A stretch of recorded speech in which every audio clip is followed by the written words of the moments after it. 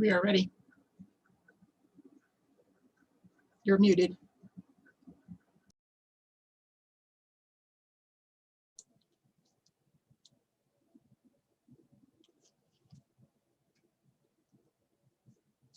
And we're almost to 10 o'clock.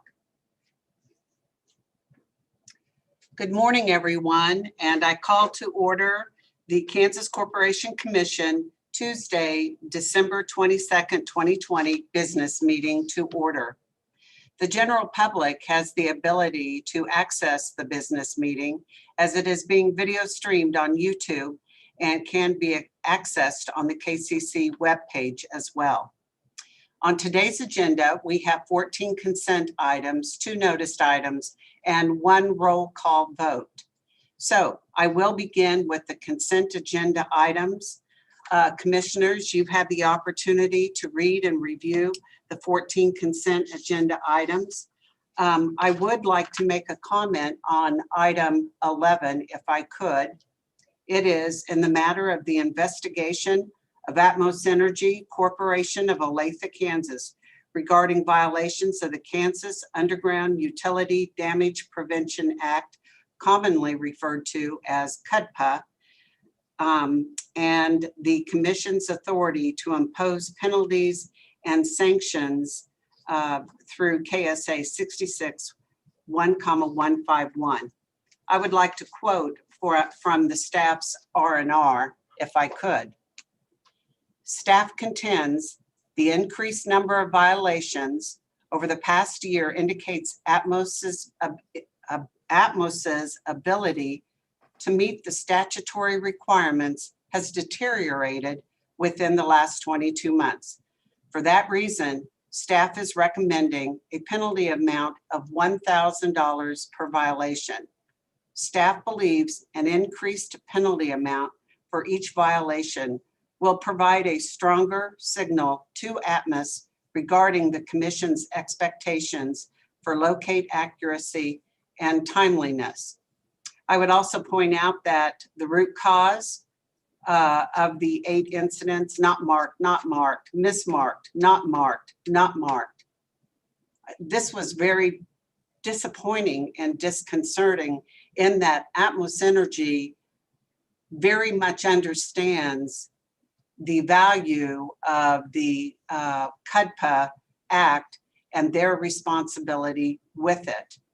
And their lack of taking responsibility for these 8 incidents that have occurred throughout the state, not in one location, I do agree with staff, is very concerning. And for that reason, I would agree that these, the dollar amount for the penalties is well in line for what has occurred. With that, I will turn to my fellow commissioners for any additional comments or questions regarding the consent agenda. I'll start with Commissioner Keene. No questions or comments. And Commissioner French. No questions, but I will say that that item certainly caught my attention on the consent agenda, and I share your concerns and hope that it will provide the right signals for Atmos. So with that, I will move approval of the consent agenda. Second. There's a motion and a second to approve the consent agenda. All those in favor, please vote aye. Aye. Aye. Aye. The motion passes. The consent agenda is adopted. Our second item of the day is a noticed item, docket number 20-EKCE356-COM in the matter of the complaint against Evergy by Nicholas Beery. This is an order on a formal complaint. And our presenter today is Mr. Phoenix Anschutz. Good morning. Good morning, commissioners. Can everybody hear me? Yes. Okay, excellent. On February 13th, 2020, Nicholas Beery, the complainant in this docket, filed a complaint against Evergy Kansas Central, alleging that he was wrongfully charged for security lights from May 2012 to January 2018. The complainant alleges he was not notified of the charges or asked if he wanted to keep the security lights. On March 5th, litigation staff for the commission prepared a memo analyzing the formal complaint for compliance with the commission regulations. it was determined that the complaint complied with the procedures set forth in KAR 821-220, and the formal complaint was served on Evergy for an answer. On June 3rd, Evergy filed its answer in which it admitted to charging complainant for security lights, but contends that it had already provided complainant with a refund in the amount provided by their general terms and conditions, which is 12 months. So he was provided a 12-month refund for the security lights. On November 12th, commission staff filed its report and recommendation. In that report and recommendation, staff noted some concerns with the facts presented. First, staff noted that the service agreement between complainant and Evergy was verbal, and which made it impossible to determine whether or not complainant was properly notified of the security lights in 2012. Secondly, staff noted that Evergy's answer raised concerns about the security lights when they were taken down. Evergy couldn't be sure when the security lights were taken down or if they were still operational, but staff through the discovery process learned the security lights were removed in February of 2018, and complainant was charged until 2019 for the security lights. Lastly, staff notes the only maintenance records other than the installation and removal records indicate that the security lights were replaced in 2007 and 2008. And assuming a natural life for those bulbs, they were likely not operational beyond 2012, which represents when complainant took service in a significant portion of when he was taking service for Evergy from 2012 to 2018. This order finds that Evergy did not provide complainant with efficient and sufficient service, given that there was uncertainty as to when the lights were operational and if the complainant even knew that the lights were on his premises, given that they were probably not working beyond 2012. This order, one second here. This order would find that Evergy would be liable or to refund complainant for the entire amount of charges he paid from January 2013 to March 2017, which totals $2,371.82. With that, I would recommend approval of the order, and I will stand for any questions commissioners may have. Thank you, Mr. Anschutz, and I will begin with Commissioner Keen. Any questions or comments? No questions or comments. And Commissioner French. Quick comment. Thank you, Phoenix. I sort of struggled with this docket because I do think there is some responsibility, and there needs to be some responsibility on consumers to review the charges on their bill and make inquiry in a timely fashion. However, in this case, it really came down to a legal question for me of whether the person took service or did not take service, and what would be a just and reasonable outcome if they didn't take service. And ultimately, I think the order we have in front of us today is the appropriate legal outcome in the case. Not so much an issue of weighing the equities, but what is the appropriate legal outcome under our standards. And so I would move approval of the order. I would like to just make a quick comment. We've also recommended, and staff did as well, some remedies going forward. So this kind of comical, and it wasn't comical, but it was just like, all right, thread, you're trying to follow the thread, and it was it was eye-opening. So there's some remedies for the company which should resolve this issue going forward. Is there a second to the motion? Second. There is a motion and a second to approve the order. All those in favor, please vote aye. Aye. Aye. Aye. The motion passes, and it is the docket is adopted. Thank you. Our next item is docket number 21 KGSG 195 TAR in the matter of Kansas Gas Service, a division of One Gas Inc., and the ad valorem filing in compliance with the Commission's July 14th, 2004 order in docket number 04 KGSG 1099 TAR. This is an order approving property tax surcharge rider, and our presenter today is Mr. Cole Bailey. Good morning, Mr. Bailey. Good morning, commissioners. All right. On November 25th, 2020, KGS filed its ad valorem application with the commission. KGS requested a surcharge of just over $5.5 million. The proposed surcharge rider would on average increase residential customers' bills by $5.05 annually. Staff has reviewed KGS tax statements in support of the amount of the ad valorem tax expense claimed in the application, and the tax statements match those in the application. Staff recommends approval of the 2021 ad valorem surcharge rider, and I will stand for questions. Thank you. Are there questions for Mr. Bailey? And I'll start with Commissioner French No questions, thank you. and Commissioner Keen. No questions. I'd move approval. Second.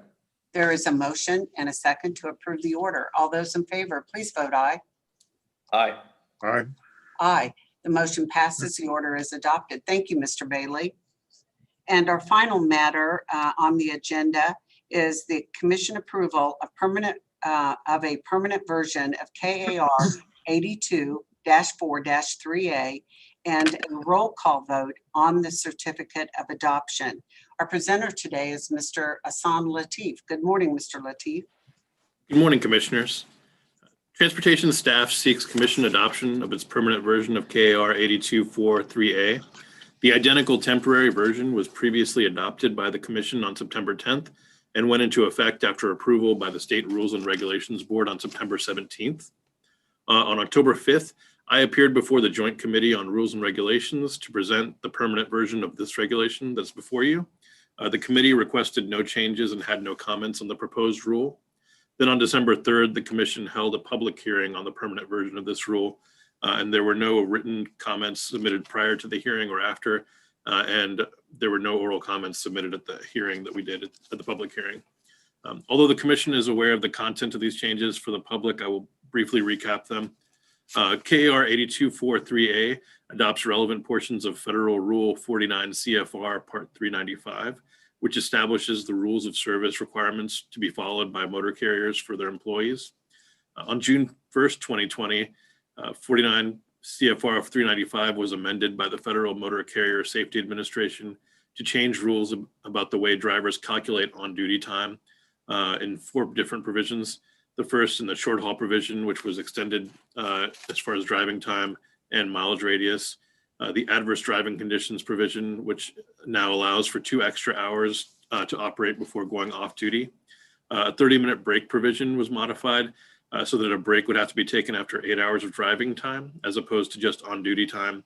And it allows for an on-duty or not driving period to qualify as the required break. And finally, the sleeper berth provision, which now allows for drivers to split a 10-hour off-duty period as long as one off-duty period is at least 2 hours long, and the other involves 7 consecutive hours in the sleeper berth. The FMCSA is mandating these changes so that hours of service rules reflect the reality of drivers' operations.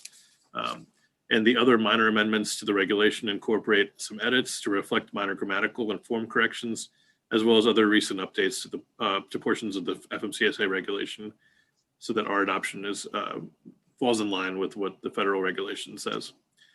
After approval by roll call vote by the Commission, this permanent regulation will go to the Secretary of State's office, where it is expected to be published on December 31st in the Kansas Register. The Kansas Highway Patrol has already begun enforcement of these new rules back on September 29th, thanks to staff and the Commission's previous work gaining approval of the temporary version. With that, staff requests the Commission adopt the permanent version of KAR 82-4-3A by roll call vote. I'm happy to answer any questions you have at this time. Otherwise, thank you.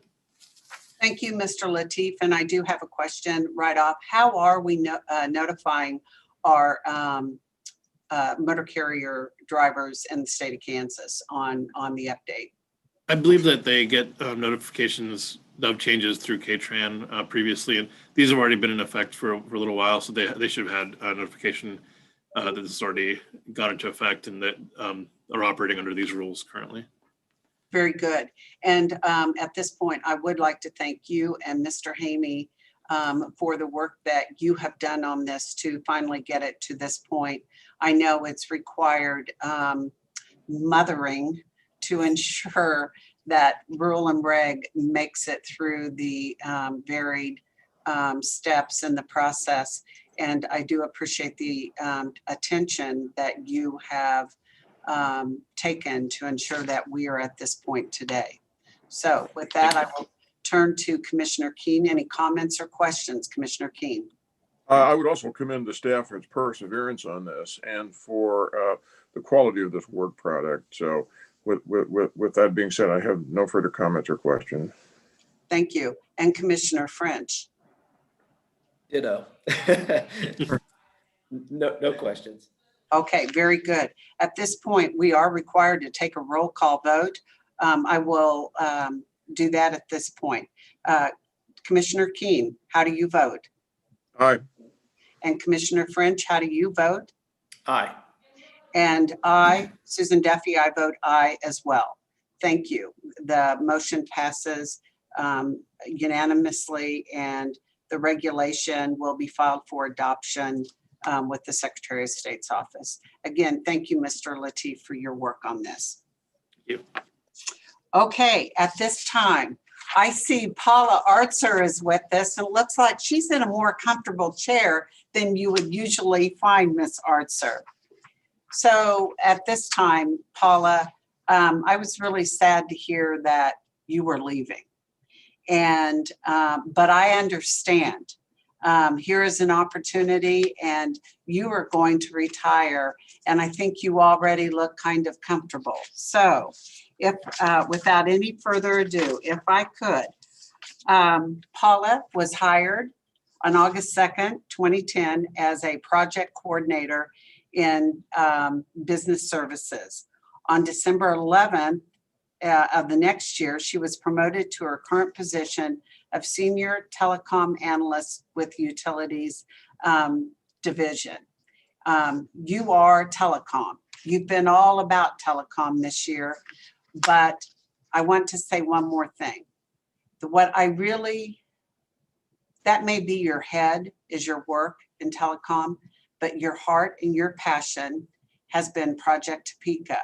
And I am extremely aware of your organizational abilities to every year organize the drive for the KCC.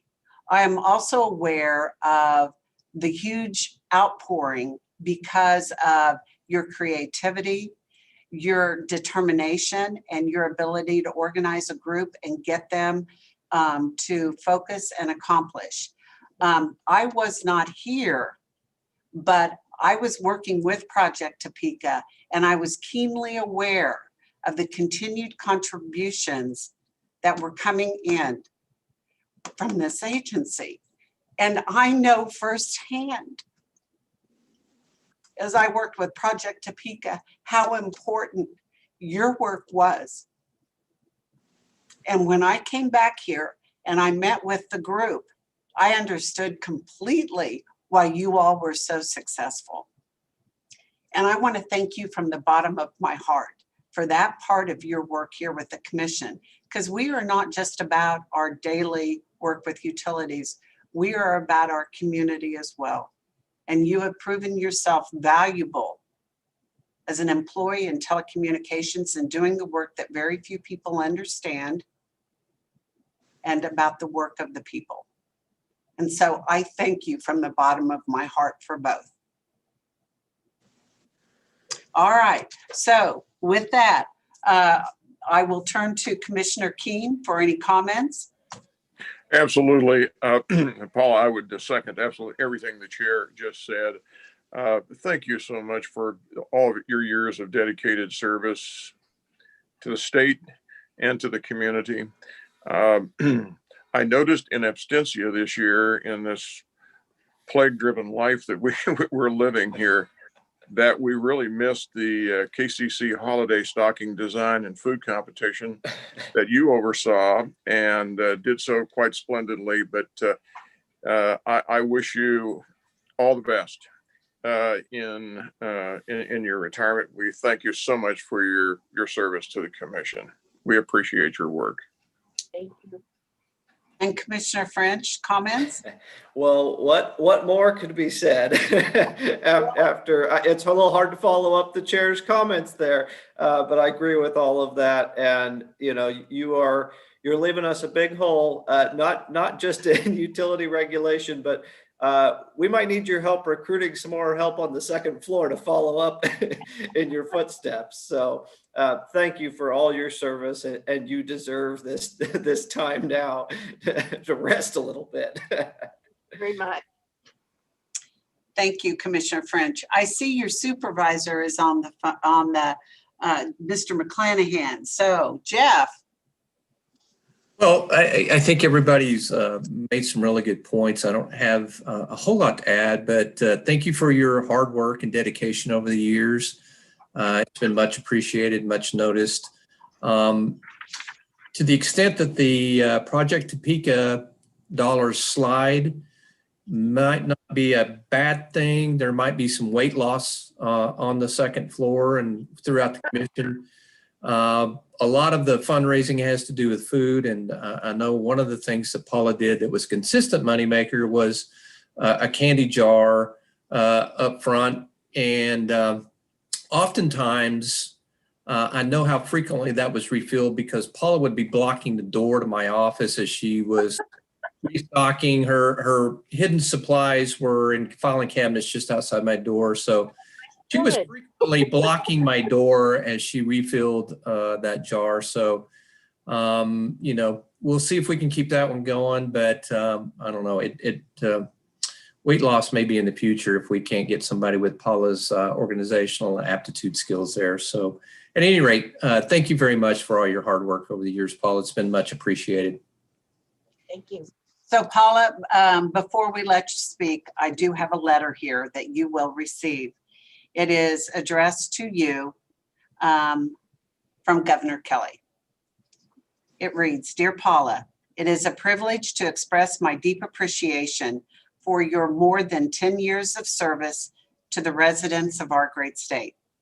Public servants are essential to supporting the infrastructure that makes Kansas a great place to live. Your record of conduct, performance, and devotion to duty reflects allegiance to the highest standards of professionalism. Government service is a noble calling that often goes unacknowledged by the public it serves." That's so true. Therefore, I thank you on behalf of the state of Kansas, the Kansas Corporation Commission, and the citizens of Kansas.